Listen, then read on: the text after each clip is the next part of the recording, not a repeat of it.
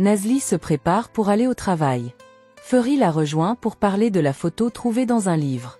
Elle minimise l'incident, disant que des photos oubliées dans des livres, ça arrive. Elle lui rappelle leur interview prévue à midi au restaurant. Feury accepte, mais Nazli insiste. Sa présence est obligatoire car ils sont partenaires. Pendant ce temps, Azumant raconte à Fato que Denise est jaloux d'elle à cause de Mustapha et prêt à se battre pour elle. Fato reste distante, perdue dans ses pensées.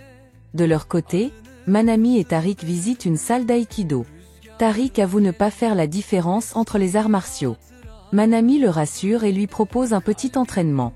Tariq refuse de frapper une femme, mais Manami lui montre une prise, le fait tomber et Tariq fait semblant d'aimer ça. Denise appelle ensuite Azumant pour lui dire qu'il a réglé ses dettes à l'école.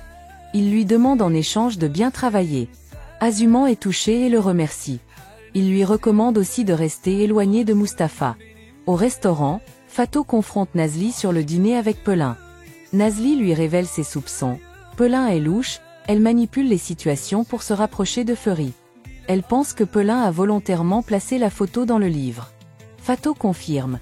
Pelin est Gémeaux ascendant Scorpion, signe manipulateur selon elle, et donc potentiellement dangereuse. Pendant ce temps, Akane parle au téléphone avec Pelin de leur plan secret. Il lui recommande de se méfier de Feury. Pelin lui dit qu'elle compte visiter l'entreprise où elle n'a pas mis les pieds depuis 7 ans. Akane valide l'idée.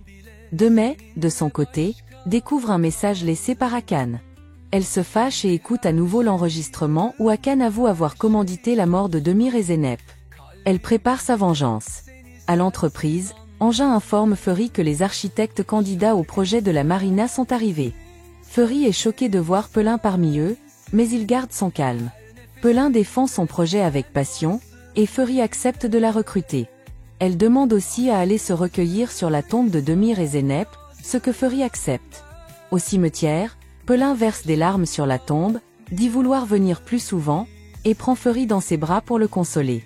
Au restaurant, des femmes se réunissent bruyamment. Nazli intervient pour leur demander de faire moins de bruit, mais elles refusent et finissent par partir. Azumant et Fato l'aident à gérer la situation. Pendant ce temps, les journalistes arrivent au restaurant pour l'interview. Nazli présente l'équipe. Le journaliste insiste, Feury doit être là sinon il ne publiera pas l'article. Nazli les rassure et les conduit en cuisine. Feury est coincée dans les embouteillages avec Pelin. Elle finit par descendre de la voiture, pressée, et Feury arrive trop tard au restaurant.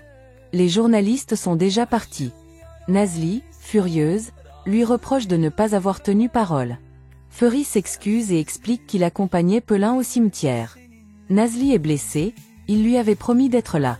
Après son départ, Nazli discute avec Azumant, qui l'ignore, absorbé par un jeu sur son téléphone.